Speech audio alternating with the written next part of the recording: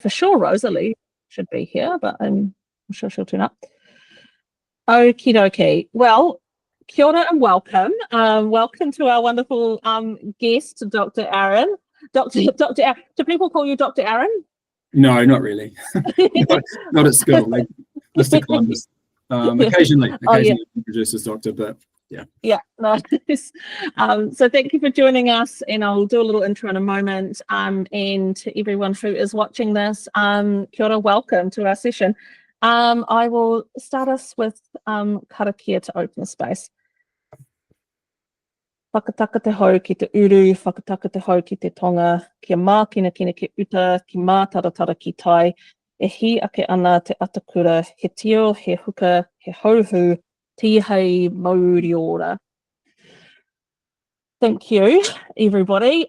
So yeah, we have the amazing Aaron Columbus here, and we're really excited to have you here. We have connected a couple of times talking about leadership and some of the ways in which you in particular are thinking about leadership in the educational ecosystem, I guess. And I'm just going to read out a bit of your bio, which I just thought was really wonderfully written. So I'm just going to actually read that because I really liked it. So Dr. Aaron Columbus is a passionate education leader and academic dedicated to reshaping the future of learning.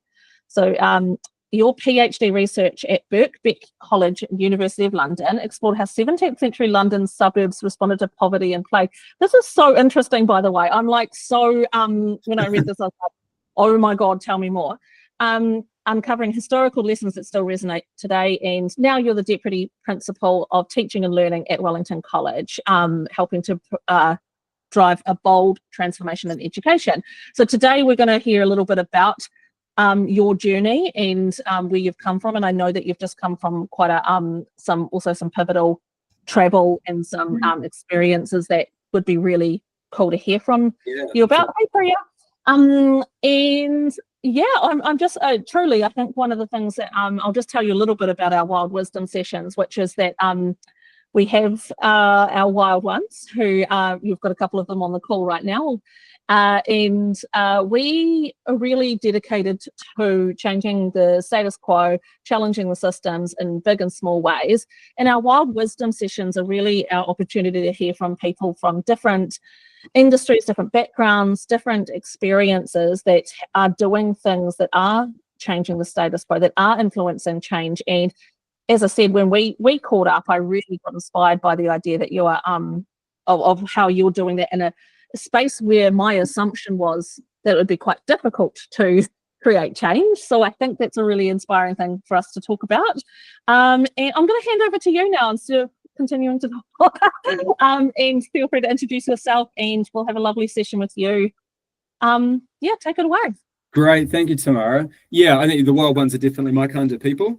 Yeah, there are difficulties that we navigate in a school context in regards to change, but I think the work that you're doing as a group, we had Tamara come and speak with some of our people yesterday around what wild leadership is, just really resonates so far as I think that the precursor of what you need to navigate this sort of landscape, which is quite messy at the moment with the change of government, and I think New Zealand schools are quite siloed, they're quite inward looking, and we're just really trying to break down some of those barriers, which is a difficulty would be, I think, some of the perceptions maybe of Wellington College. So you might hold some of those perceptions, I'm not too sure.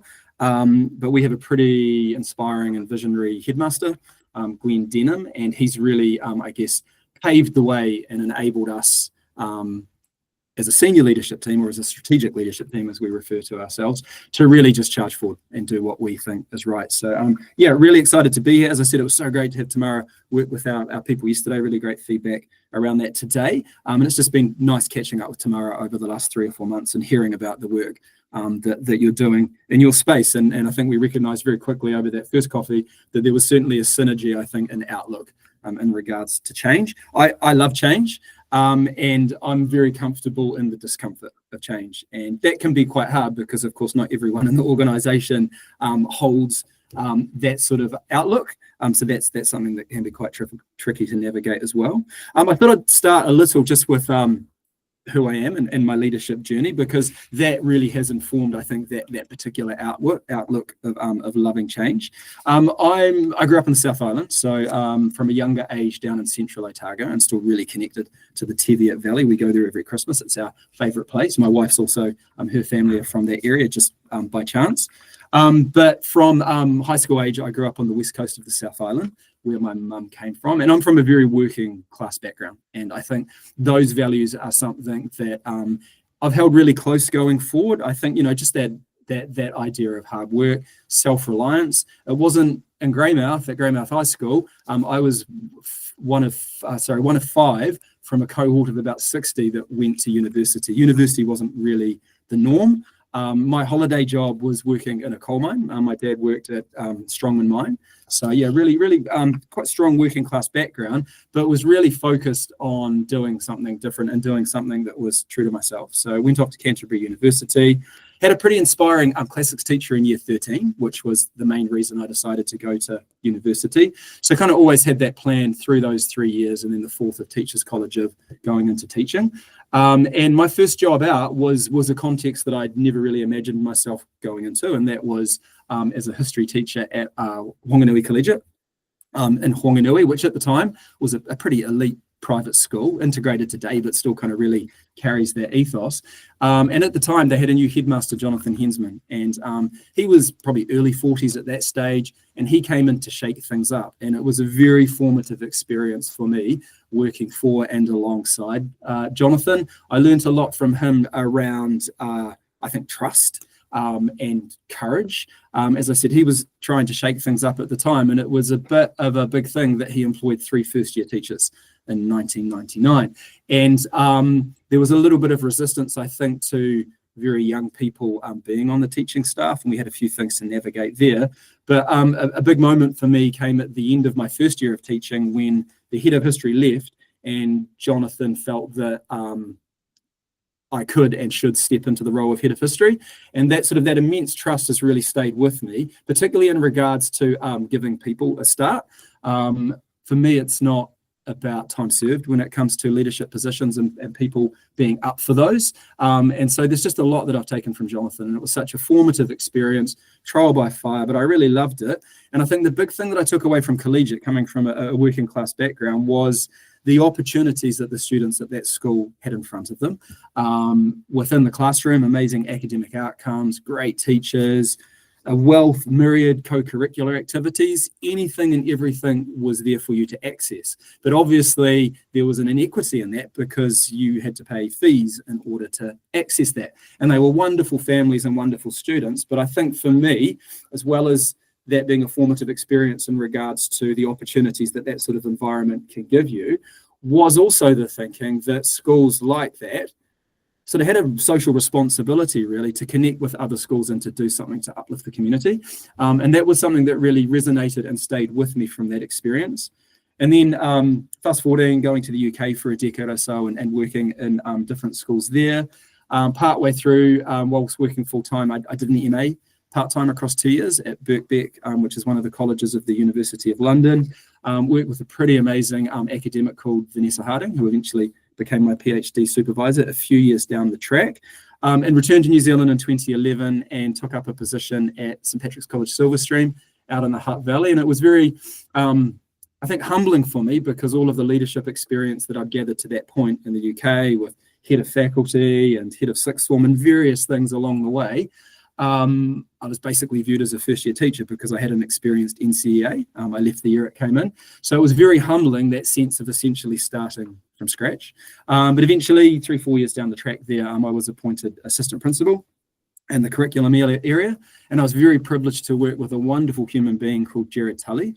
And from Jared Tully as a leader, I really learned a lot about your values driving your leadership and the responsibility that you have to influence culture in your school. And his mandate in going to St Pat Silverstream as an old boy was to turn around what he viewed at the time as a pretty toxic culture in regards to character and the arrogance and the way that the boys were carrying themselves.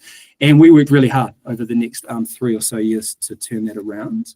But I got to a crossroads in 2017 where I could see myself being at Stream for the next 10 years, doing the same things. I like change. And some viewed it as a pretty mad decision, but I decided to take the family back to London and do a PhD in history and work with Vanessa Harding, who's one of my heroes. And then in returning to New Zealand during the pandemic at the beginning of 2021, was a bit of a crossroads again as to feeling like I should do something with the PhD, maybe not just going back into school. So I looked at a number of different things, but eventually was pulled into Wellington College to fill a few gaps. And towards the end of that year in 2021, this opportunity to become a deputy principal in the teaching and learning space came up as Gregor Fountain, another wonderful human being, was exiting at the time with the new headmaster coming in. And I think wherever I ended up, it was really important to me coming out of the PhD experience that I was somewhere that I could make a difference. And I felt like I could make more of a difference in a school than I could maybe in an academic role, or I interviewed to be an historian at Te Arawhiti, a Crown entity. And I just felt that being in a school, you just have so much more influence that you can exercise, and in particular in a school of this size, just shy of 2,000 boys. So that was really important to me, that wherever I ended up, it was somewhere that I could make a difference, bringing all of that cumulative experience and all of that influence from wonderful leaders along the way. So it's just a little bit about me and my journey and how I ended up at this place. So Wellington College, you might be familiar with Wellington College. We're just up here by the basin. Our role is just shy of 2,000 boys this year. It's the biggest the school's ever been. And despite what the media tell you, we're not intending to grow any more beyond that. For New Zealand, quite an old school, so there's a really good mix, I think, of tradition, but we're very forward-looking, and that sits quite naturally with me. But that's also really driven by a headmaster as well. That idea that kind of better never stops, that you should always be looking to improve. So we're state-funded, we're not private. Great location in central Wellington.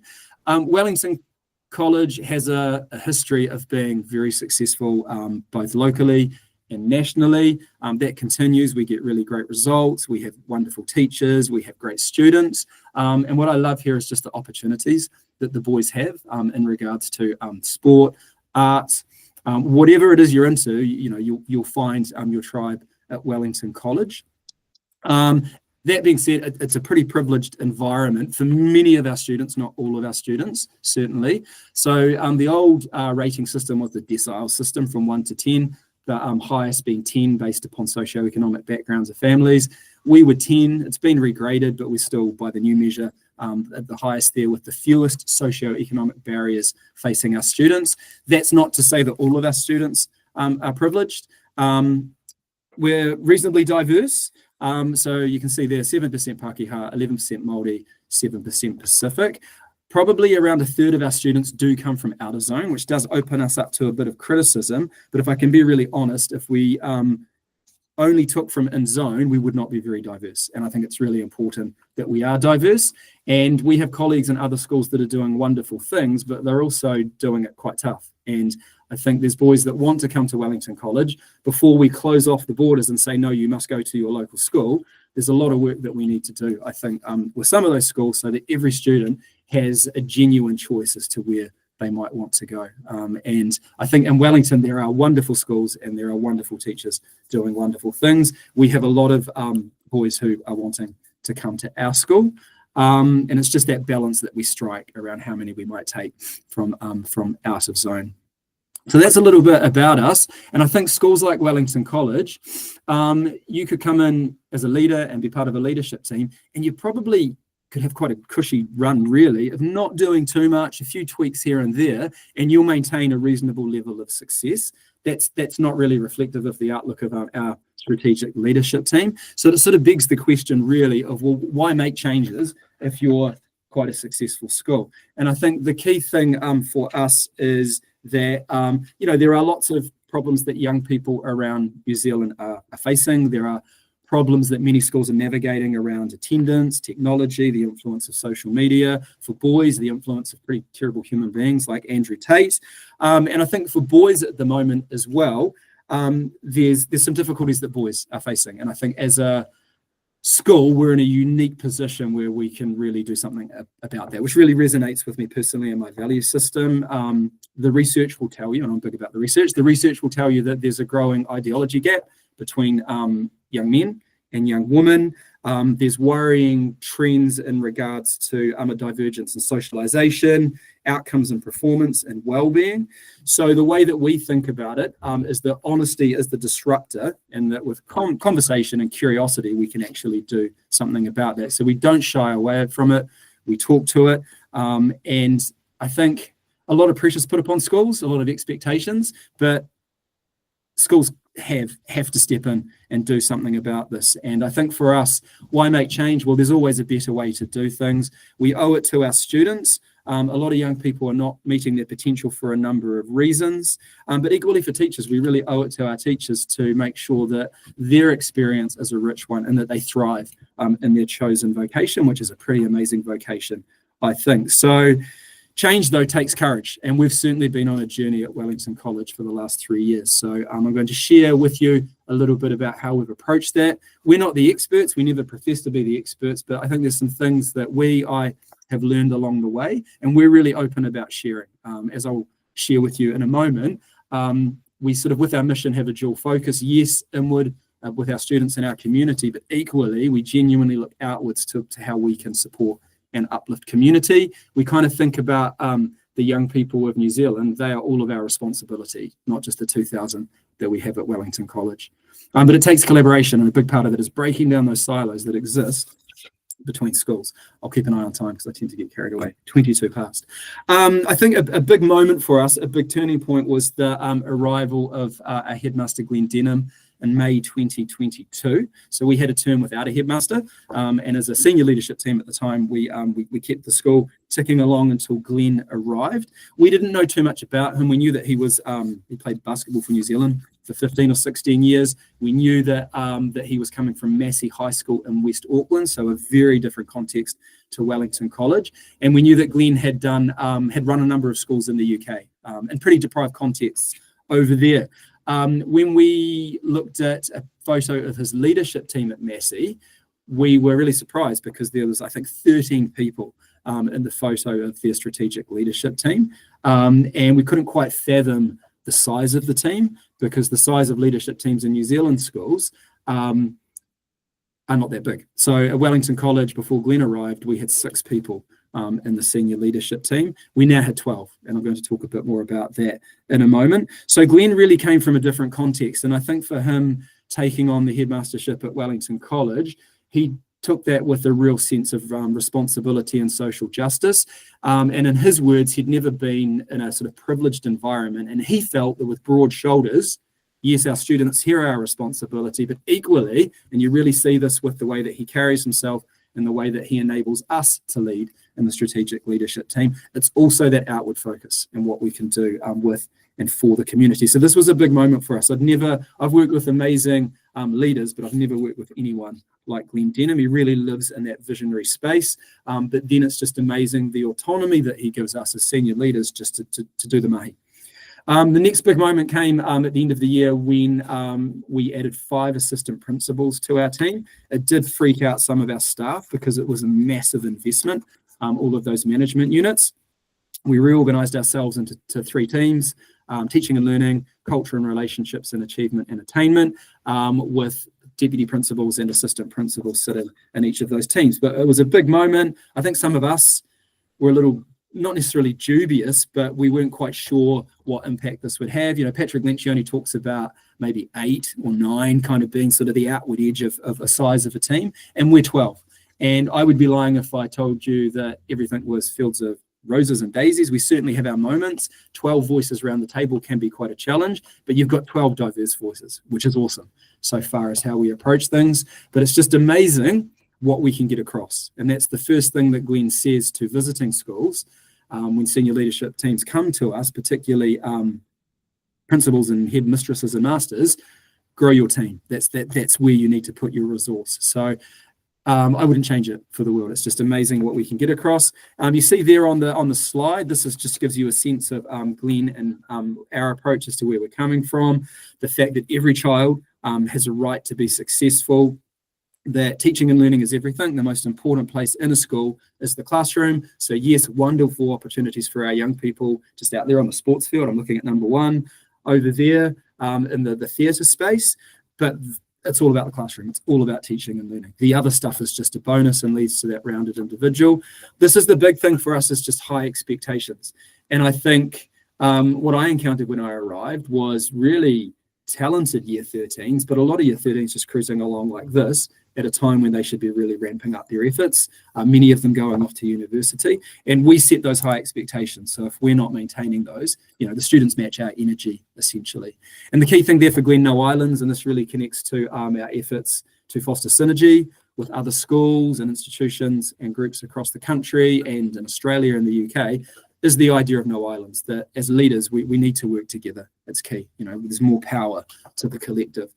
So this is Glen's, and this is what we reflect as a team, and really kind of guides us as the base beliefs in education.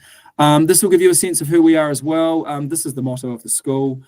This is why we exist, to receive the light and pass it on. So you can very easily relate that to an education context, but it's about our students coming in and what they take when they leave, and the sorts of young people that we're sending out into the world. So young people of good character, and young people who are curious and intellectual, but with a sense of social justice and what they can do for other. And if you're coming from a reasonably privileged context, we'll help you recognize that, but then you have a responsibility to help others. That's a big thing for Glen as well. And us, I should say. I keep saying Glen, but for us as a team, this is pretty standard. You'll look at the vision for schools around New Zealand, and they'll loosely be something like this. I think this is where we diverge, though. So when it comes to our mission, there are two components. Receiving the light is our inward focus. So we want all of our students, and I would say everyone in our community, to thrive and to follow a meaningful pathway out and beyond school. But it's the second part of that mission, which I think is quite unique. And that is passing on the light for us, is to seek opportunities to challenge inequity in Aotearoa. That takes many different forms. It might be that there's an initiative that's worked really well here, well, we share that with other schools so that they can replicate that. That's the best thing. Equally, we take from other schools as well, the idea of pinching with pride. So that second side of the coin, that's a challenging one for us, because I think there are certain perceptions of Wellington College. I think locally there's a little bit of suspicion around the motives of Wellington College, and that might go back to perhaps the way our predecessors approached Wellington College. But this is a really genuine, authentic thing for us, and we're really unwavering from it. So, we ran an education conference in September of last year. It was an amazing event, and we had educators from nearly 40 different schools come to us for a day of learning, and it was a really muted response from local schools, which was really sad to me. And I was trying to figure it out, and I think it's just that barrier that we need to break down around it being a Wellington College event. And I was just disappointed that local schools weren't taking advantage of it. We had people come from Southland Boys, and we had people come from schools, both co-ed and single-sex schools in Auckland and from the Hawke's Bay. And it was an amazing event, but it doesn't sway us from that North Star of sharing and breaking down those barriers. So probably a little unique, but that really defines us. We revisited our values last year, and we revamped them. I think the old values, some of them weren't really values. One of them was leadership. I don't know if that's necessarily a value. Community consultation, this is where we landed: integrity, manakitanga, and excellence. Excellence for us is about effort. Some people are super talented. Most of us are mortals and just have to work pretty hard. And excellence comes out of effort. So that's what we talk to the boys about. But this also guides us. This is what we hang everything off that we do, is those values. And we really do want our students to live those values authentically, and to take those values out there into the world, and to be good human beings that are contributing to the wider community and society. Another turning point for us, this was massive. October 2023, Glen had 15 years working in London and working in schools in Croydon. He was the guy that would go in to turn a school round that was put under failing measures, special measures, by their version of ERA over there, Ofsted. And did some amazing work and connected with some amazing people running schools in different areas of London and Yorkshire. And he wanted the leadership team to see those schools in action. And so we were very privileged. 4 deputy principals and the associate headmaster, Glen, took us to London for 2 weeks in October 2023. And we visited a bunch of very high performing academy schools that primarily are serving quite deprived communities in areas of East and South and West London. We also went to Yorkshire to visit a couple of the Dixon's Trust schools. A good friend of Glenn's, Luke Sparks, is running those. Their mission is to challenge disadvantage in the North, and it was just incredibly transformative. I think although they were all unique schools, we recognised commonalities across each of them, just in regards to the kind of the evidence and research that they were drawing from. A guy called Doug Lamothe, who we're a big fan of, bringing him to Wellington College next January, running an internal workshop, but we're going to run a 2-day workshop for outside schools as well. But it was amazing. It was all about the high expectations, the aspirations, outcomes. These schools would have probably a third of their Year 13 cohort go off to Russell Group universities, so the top 20 or so. They'd have 7 or 8 students every year going off to Oxford, and Cambridge. So amazing outcomes, and these young people with such a sense of social justice and going to become a lawyer, but then coming back to their community to do what they could to uplift their community. So it was pretty huge for us, and we returned, not to replicate that, but to think about, well, what can we take that we can add to our context to really push things forward at Wellington College. We presented our findings to our HODs on return, and some of them were a bit freaked out because they sort of saw that as wholesale change, and they saw some things that maybe challenged perhaps their values in the classroom. You know, these environments were highly structured, lots of routine, just the idea that structure liberates, massively high expectations, and the students then kind of matching that with their aspirations. And you can see in the image there the sorts of messaging that you would have around the school. You give 100% every day. Excellence is a habit. It was just transformative for us. So we came back. We certainly had a clear path forward, but there was a bit of pushback from some of our people at the outset who were upset that so much money had been spent on members of the strategic leadership team going to the UK in the first place. But we kind of knew where we needed to be. And it was that idea, I think, like Stephen Covey says, of having the end in mind and then sort of back mapping a little bit and just thinking, well, what do we need to do now to work our way towards that? The big thing was in those schools was a real focus around the quality and consistency of their teachers. And so what we took from that was this, the idea of performance equity, and that really kind of now drives everything that we do. And it's really summed up best by Pete Hughes at Mossbourne Academy in Hackney, East London, who said that every student, regardless of the experience of the teacher, should experience great teaching. Now, we have awesome teachers at Wellington College, but across, say, the Year 10 cohort, if I took you into every English class with each of those English teachers, you would see a natural variation, right? Of some teachers who are really strong in their classroom management, some of them experienced. You might have a second-year teacher who's struggling a bit. You might have a 20-year-plus teacher who's just a bit reticent to some of the things that we're saying work in the classroom because they've always done it this way. Why should I do it this way? It's worked for me. So for us, though, that's what we work towards. It's just that idea that every student should expect great teaching in a calm, settled environment in every class, in every period, and every day. And that's pretty lofty, but for us, that's the responsibility that we have as a strategic leadership team. But what that means is change, and a lot of change, and change is hard.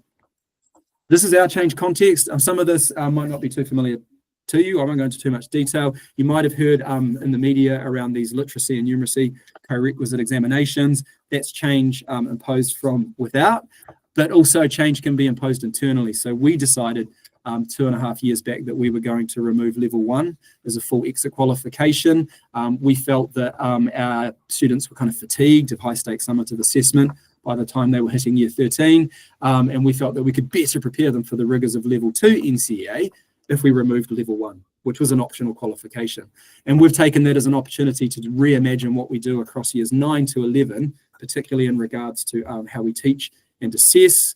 So it's affected some of the practices in the classroom, but also we've been looking at character at Wellington College. And so we've got a new character program in play this year, for example. We've been looking at the study habits or lack thereof of our boys as well. And so we have a learner habits program in play. We've had a massive classroom management reset at the beginning of this year as well, which is working really well. Massive focus around rituals and routines. Culturally, we call it sustainable practices. That just sits in and around everything that we do. But you look at that, and that's a pretty significant list of change that is in play at Wellington College at the moment. So it's really that question of, well, what do you prioritize and how do you prioritize it? And for us, it's really important to think about how we curate what we're putting in front of our people at any given time. These things are all in play, but it might be, as it has been over the last 11 weeks, we've just had our people and enabling our middle leaders, working with them, just looking at classroom management. So other things are still happening. We're working away. We're 5 steps ahead with some of the things that we're looking at.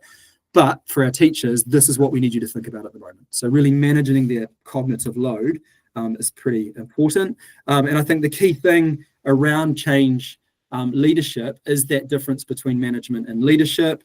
Management is about supporting people, putting those systems in place. But our take on leadership is how you're leading people through the transition from one state to a better state. And for us, it's all about influence and, how you're exercising that influence. And I'll preface this by saying we don't always get it right. And I think a healthy dose of humility is required. You need to step up and say when you've maybe got something wrong, as we've had to do on a couple of occasions. So that's our change context. It's massive, but this is the main reason for change. So, I talk about, we can talk about the government talking about the science of learning and attendance and all of those things, but ministries and governments don't change education outcomes, schools do. So the responsibility is really on us to navigate that, but equally to put some of that noise to the side. So while someone like David Seymour might have a particular view in and around Te Tiriti and partnership, we'll do what we believe is right. So we will proceed and persist with the work that we believe our teachers need to engage with so that they can positively impact our young people. So he might say one thing, it's fine, we're going to do things this way. That's really important because at the center of it, the main reason for change is these young people in front of you. If that change will have a positive impact on them, then that's a huge yes for us. It might be hard to get to the other side of it, and some people might be a bit upset along the way, but that is what we hold close in everything that we do. We have a bit of a theoretical framework that we follow. You might be familiar with Kotter's 8-step change model. Pages there, the boys being our North Star. So the beginning there is just the work that you do before you really put anything in front of people, and that's sort of, I guess, preparing the way, creating the sense of urgency and people's understanding of why a change might be needed. Building a coalition, so that might be your strategic leadership team, but for us, that's also connecting them with our middle leaders, but then equally going to the people that we know are of influence around the kura more generally, and then creating that vision and communicating that vision to our people. That second stage there is just where you're engaging and enabling the change, so communicating the vision, pulling obstacles out of the way for your people, and then celebrating and generating those short-term wins. And then the final part is the hard part, and that's, the embedding of change and sustaining of change over time. That is the challenge. And, we're in that space with some of our initiatives at the moment, and that's where we really look to our middle leaders to drive that. This is just something that we hold close as well, just around some questions. Change needs to be sustainable over time. So always thinking about why the change is needed. So, I referenced the boys there, that's the North Star, but equally it's just thinking about, do we truly need this change at this time? Is this something that we can put on ice? What's the cadence of the strategy in front of us? Always looking for mechanisms of collaboration internally, but equally externally.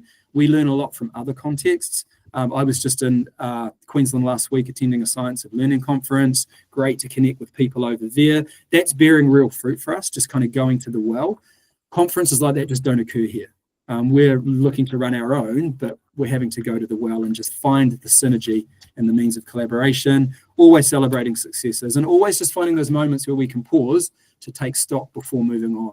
So I referenced the classroom management reset. Over the last 2 weeks, our job as a teaching and learning team has been to pause, survey our staff. We have a research centre that I run, so I've written a report, I've shared that with our staff so that they are really clear of where we're at, and that's then informed what we do going forward over the next term, rather than just charging ahead based on a hunch that things are going well. We gather the data, take stock before we move on. So kind of the theory in and behind what we do. From here, I just want to talk a little bit about some of the things that we've learned along the way. As I said, embedding change is the hard thing. So these are 3 questions that we hold pretty tight. Firstly, it's our middle leaders. They're the key to change in our organisation, and we're a big organisation. It takes a lot to shift this beast of a ship. So we're really reliant upon our middle leaders, in particular, kind of the upper tier of curriculum leaders, our learning area leaders. So the head of social sciences has some HODs that sit under him, history, geography, commerce, but that's a smaller group that we consider to be an extension of our strategic leadership team.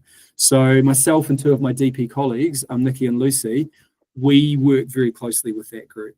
They don't always want to collaborate with us. Sometimes they say, can you just go and design it, and can you bring it to us to critique? And that works for us as well. But then on occasion, we make a judgment, actually, no, as a group, we need to sit down. We have a very distributed leadership model that comes from Glenn with that huge autonomy. We then cascade that down. So huge trust in our middle leaders, thinking back to this term, to really drive that classroom management reset. So when it comes to our Friday morning PLD time, when the school has a late start, sometimes we run at full staff, but there were 4 mornings this term where we handed that to the heads of department, some guidance, but you need to do some work around this. So we provide them toolkits and things, but really just trusting in them that they can really drive and also monitor that work in their space. You know, they're the closest people to the action. It's important to think about how to hold people to account. That's hard. You know, we were just working with Tamara yesterday around that aspect of courageous leadership, but it's important. And, you know, unsurprisingly, not everyone's going to be on board with a particular change, and the communication is really important. So we've been plugging away for 2.5 years around this idea of rituals and routines, and the idea that what happens in one class has a positive or negative impact upon a teacher in another classroom. It should be reasonably predictable for students. When I arrive to your class, this is what I can expect as to when I arrive to this other class. It just kind of frees up the cognitive load a bit for them. That's been quite hard for some of our teachers who feel that we're impinging, imposing upon their personal touch. And they haven't seen the bigger picture. And so this year, we've really talked about the collective and the idea of shared responsibility, in that you might be a 10-year teacher and you might have no issues of classroom management, but think about your colleague 2 doors down who might be a second-year teacher and they're struggling with that year 10 group. And that's really resonated with most of our people. And what we're seeing is 3 or 4 people out of a staff of 120, they're still pushing back, but they sort of decreasingly become the outliers. And we can work around them, and it's fine. They can express what they think, but it doesn't sway us from what we're working towards. But equally, it's important to think about, well, how do I have that conversation with that teacher who's not lining up their year 9 when we've said you must line your year 9 up, and this is the why. And then, equally though, in and around that, sometimes those same people might be finding the change difficult. So it's just thinking about what we can do to support them. I'm just going to pick up the pace now. I've just looked at the time. Enabling change agents is a big part of that. So as I said, our middle leaders are huge for us. So they are crucial to embedding change, but equally it's about growing leaders. So we're always thinking about how we can create the conditions for people to learn about leadership. Tamara was part of that vision yesterday, coming in for what we called a Spotlight on Leadership session. And I think we had around 20 of our people, including some of the strategic leadership team, who were hearing about the idea of courageous leadership. What we're wanting is those people to then go out there and to be people of influence and to share that message. We've also got a really structured program, which we call, it's pretty boring what we call it, but it's called the Wellington College Leadership Institute. And that's where we've got a bunch of staff who have opted into a more structured program of learning about leadership, where we bring in some guest speakers from education contexts, and they talk about very broad themes of leadership. Reflection's a big part of it. We align them with a senior leader to have a catch up following the workshop. And again, it's just about, it's not skills based, but it's about exposing them to thinking about leadership and thinking about how to apply that to their context. And it's an intentionally varied group. So some people, one short step away from senior leadership, but you've got other people that are new HODs, or a 4th-year teacher who doesn't hold a formal leadership position but has some responsibility. So that was hugely successful this year, and we continue with that this year. But outside of that, it's just finding the positive influences. You know, a lot of those people are the early adopters, you know, people like myself. So we find them. We have to be really careful not to overburden them, but to think about how we grow that group. But they're huge as well, and giving them opportunities to get up in front of the staff so that any doubters are getting a sense that there's kind of a growing wave of positivity around change. This is big for us. We're a research invested school. Well, what does that mean? It just means that we genuinely engage with the evidence base.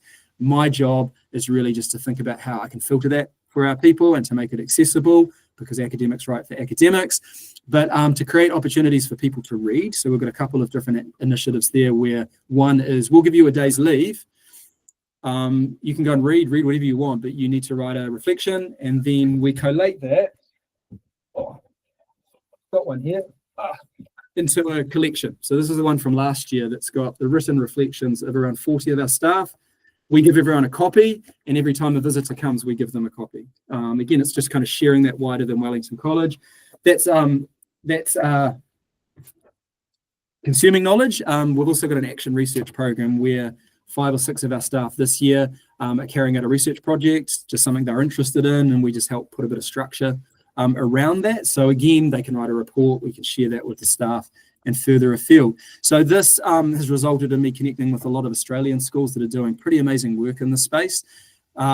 This term we've established what we call the Research Invested Schools New Zealand Network, which is really just a platform for collaboration and sharing. We know that colleagues around the country are doing cool things, but no one's bringing them together to talk about it.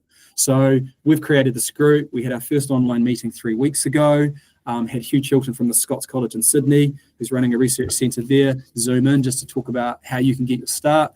And we had 20 different schools that were represented. So, just excited to bring people together. So, following the evidence is key. Supporting people through change. What do our people need to enact change? But for us, it's really about that kind of train diagram that you see there. And we talk with our middle leaders around this. People will generally fall into these 3 characters, right? I'd be in the first one because I love change and early adopter. Don't worry about me. I'm going to come with you anyway. People at the back, we're definitely going to have people that are reticent to that change for whatever reason. It might just be fear. It might be a focus on their way of doing things. I'm not going to worry about them because I'm not going to shift them initially. It's the people in the middle who can waver a little bit, and you might be familiar with this, but that's where we put our energy. Because you get that groundswell, and a few of those people in that third carriage will eventually come over, and then there'll be 2 or 3 who won't come over. It might be that they leave your organisation, and that's okay. Our waka, the direction is not going to change based upon whether or not we've got a handful of people that aren't with us. Stay, and we'll support you and encourage you, but no harm, no foul if where we're going is not for you, but this is the direction of the waka. We do think a lot about pacing and prioritising. So as I said, just what we put in front of people at any given time, and just that idea that we need to go slow because old habits need to be unlearned. That takes time, and we need to manage people's cognitive load. And the key thing for us that we've learned along the way is you need to be flexible. You might have a timeline, but you might need to be loose around that timeline. I didn't think this next term we would still be focusing around classroom management. I thought we'd be moving on to something else, but no, we need to stay with that over the coming term. Navigating change fatigue is a big one. I think the key thing as a leader, I love this idea of you live in the tragic gap, and that's patience. So I can see what the vision and reality can be, but I'm not going to be there for some time. So I have to allow imperfection, and I just have to kind of reside in this space where I can see where we're going, but I don't need to get stressed about getting there or force the pace and direction. For us, it's kind of the combination of top down, bottom up, which gives a sense of ownership. So, we might set direction and the why towards the vision, but then we're really enabling our middle leaders, and we're allowing opportunities for collaboration from people at all levels of the organisation. And I think the thing that I've learned is that you don't have to consult heavily around everything. You make a judgment based upon what the initiative is. Sometimes you just have to lead. You have to make the decision. Sometimes you'll pull in a certain group like the middle leaders. Sometimes, like with our values, you've got to go broader. You've got to go to the full community. But there's varying degrees, I believe, in regards to consultation. And this is the key thing, really. You've just got to go all in. Know where you want to end up. Identify those champions. Sometimes you've got to pull a few things out of the way or put things on ice because that'll get in the way of pace and progress. You need to have knowledge yourself. So for me, that's really important in regards to the evidence. And yeah, you need to try. It's okay to get things wrong. Allow that imperfection, but always improve. And then you listen. That can be the hard thing if you're in a bit of a rush to get somewhere. Synergy is a big one. We're always looking for people to work with. Doing a lot of work with Mark Dowley at Brighton Grammar in Melbourne around our classroom management. Cost us a bit of money, but we brought him in to facilitate a session with our staff. They loved it, hugely impactful. That's Doug Lamov, who's a bit of a hero of mine. I was lucky enough to go to a workshop in Auckland earlier in the year. He's an amazing, amazing educator. We're looking to bring him out in January. And then it's about bringing people together. So as I said, New Zealand schools are siloed. We organised an education conference last year. We're organising another one in August in collaboration with the Positive Masculinity Foundation in Australia. So they're bringing some people out. We think there'll be huge interest in this from across the country. So we'll host it and open our doors. just bringing those like-minded people together. But the other thing, our boss encourages us to be travelers. I was just in Brisbane last week. We cut with this idea of going to the well. So I was lucky enough to go to London last year to present at the International Boys School Coalition Conference about leading change in Queensland last week. We've got to go to the well. We seek out the practice, we bring it back, and then we share it. We give it away is the key thing for us. And I'll finish here. Just the idea that leadership is a habit. We don't always get it right. And I think we talk about this with our people as both leaders and teachers. We're all works in progress. No one is a finished product. And that's the key thing. But yeah, you need to sort of look at yourself first and definitely sharpen your saw so that you've got the energy for this before you really throw yourself into change leadership. And again, I'll finish there. For us, that is the why. It's our young people. Bit of pace there at the end. I was just really focused though on creating some space for any questions that you might have. But thank you for listening. Thank you so much. I've been writing down so much stuff. And just I won't talk for very long because I'll see if there's any questions here. But one of my favorite things about this is how you remember all of the leaders that you've worked with and you know their full names and you're able to reference them and just give the kudos in a really articulate way. It's really clear to me that you really like to really learn from people, and I think that's really beautiful. So I just wanted to name that. There's plenty more that I wrote down, but I'll see if anyone's got any questions. Who's on the call? No pressure. I don't have a question mark. It's probably more like a ... But I did just really enjoy hearing what you had to share. And then I think the piece around where you were talking about kind of that critical need in terms of work, even though the system's working, as like broadly, it seems like it's producing the outcomes that, we measure and uphold as good. But I like that you're sort of like, well, that's no reason not to change because there's other outcomes that we could be achieving. And particularly in that, like the ideological divide piece is something that I think probably lots of us are thinking about a lot, and that how we actually, I just think it's really cool that you all are focused on how you've got this really high potential opportunity for taking this very large number of young men and actually trying to shift some of those ways of thinking so that you're putting them out into the world in a protected state from some of what they're then going to hit. Absolutely. Yeah, and we're pretty inspired. We brought David Ferguson, who was the headmaster of Westlake Boys. We brought him down last year to talk to our WCLI group around strategic leadership, and he had just come out of an uber successful year at Westlake, and for them that was reflected in scholarship results and sports results and various things. And he was just talking about the fact that, well, it'd be very easy to cruise at that point. He'd kind of, achieved everything he needed to, but that was never going to be enough. And for him, he coined this idea with his people, the idea, and I've been using this, you might have heard me reference it, the idea that better never stops. And that just really resonated in regards to that kind of constant search for how can you eke the additional 10%. I think we're a very, very good school, but we could be great. So why would we not proceed towards being great and then look at how we can share that with others so that that other schools can be great as well. And other schools are great, of course, and we're not the holders of all knowledge, and we don't always get things right, and we're not out to save everyone, but it's a very genuine position for us, I think, of if it works here, why would we not give it away?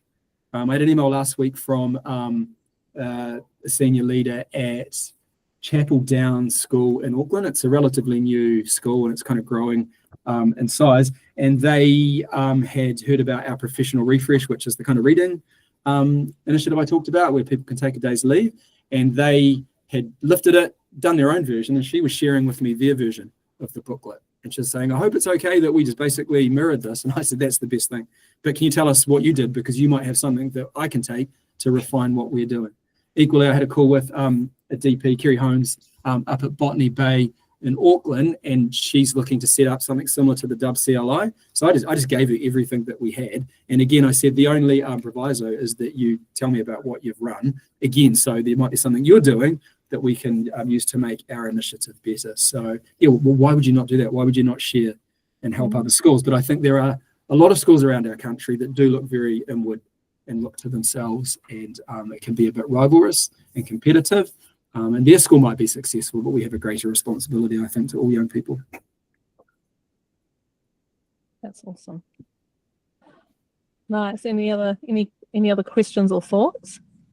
Oh, kia ora, Dr. Aaron. It was awesome hearing about that, about your mahi and your passion, and I absolutely it's really stood out to me too, Tamara, that that Aaron was talking about all the people that we've been inspiring and heroes to him, and I think that's really important. It kind of says such a measure of a person to know who they kind of give their flowers to. I loved so many things that you talked about, and I also took heaps of notes as well in the line of people and culture, which T and I are specifically kind of passionate about and care about. I think these kind of principles of co-design is really resonated and is something that y'all are doing.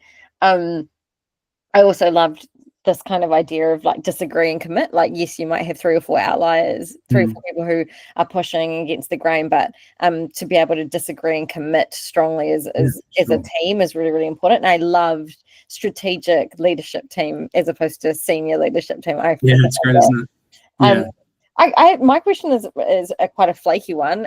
We've gotten really deep, so apologies for the flakiness. But the Netflix show Adolescence seems to have taken the world, by storm. I've got a 2-year-old boy, and I'm so petrified about him growing up in a world of social media as an 80s kid myself. Can I ask, has the advent of that show and shows like that kind of changed some of the kaupapa behind everything you've presented to us today? Yeah, so I haven't seen it myself yet, but my colleague who I was traveling with last week, she has seen it, and she was talking to me about it. And there's certainly a lot of people talking about the show at the moment. I've read some things on The Guardian in and around it as well. But I think some people who haven't seen it have been sort of preparing themselves to see it because they know it's going to be quite an important but very difficult watch. So, I think it's something I will get to over the break. But for us, it's about using that as a stimulus to conversation. And I think I said honesty being the disruptor earlier on in the presentation. And it's these sorts of shows or terrible human beings like Andrew Tate that provide the stimulus by which we can spark that conversation and move closer to that difficult conversation. So, we certainly don't shy away from it. And I think those sorts of shows really, bring those issues to the fore, and they are real. And again, it's the sort of thing that we talk about when we're figuring out something like our new character program, for example, aware of those influences and things. It's kind of that Stephen Covey thing around the circle of influence, right? We can't influence everything. There's a lot of noise out there. And these kids are living in a very different world. You referenced the 80s, and very, very different time to grow up. But I think we do have a unique position within our circle of influence where we can do good work with our young people and do our part in having them make good judgments and go out into the world to be good people. And that's hard work, but it's really important work, and it's the sort of thing I think that drives us. Yeah, no spoilers here, but I think it's really important to say that that adolescence show just highlights that schooling is just a part. It's just a part of a whole human being's life, and that show kind of talks about lots of different perspectives on a particular moment in a person's life. So and I think the things that you've talked about today, particularly about wanting to share your knowledge, I know that T and I feel very similarly about this from a people and culture perspective in Wellington, is we've all got these resources, we've all got these, why not share it? If the ultimate good is to make workplaces that are positive and passionate about looking after people, why the hell would you keep things to yourself? So I just wanted, that was really, really valuable and really inspirational. And it's after watching a show like Adolescence, it's really made me feel better about one day my kid eventually going to secondary school. So thank you so much. Good. I'm pleased that helped. Thank you, Priya. Awesome. Thank you. I feel like there's probably a lot more we could be reflecting back to you, Aaron, in this moment. Again, I've written down so many things that I'd love to reflect back to you, potentially in an email or something after this, because I do want to make sure that we wrap up on time. But if either of you, Becky or Priya, or anyone who's watching this afterwards, has any feedback or questions, I could send them through. Doesn't mean you have to spend hours answering our questions, Aaron, but like it could be quite cool just to send you some thoughts, because I think this was a really rich session. And again, I think sometimes it can take a little while to digest, and I'd love for us to reflect that back to you and the gift that you gave to all of us. So thank you very much. Great, no, thank you. I would welcome that, so please do share. Great. I love that. Thank you for being here. Thank you so much. And I know all of our future listeners and watchers will be so grateful for your time and expertise. And just such a gift to hear from another completely separate thing than from what we mostly do. Thank you so much for your time. I will close us out with karakia. So let me just bring one up. Okay. Kia tau te manaakitanga, ki runga, ki tēnā o tātou. Kia piki te ora, kia piki te māramatanga, kia hoki pai atu, kia hoki pai mai, tūturu whakamaua, kia tīna, haumie, huie, taikie. Kia ora. Thank you, everyone.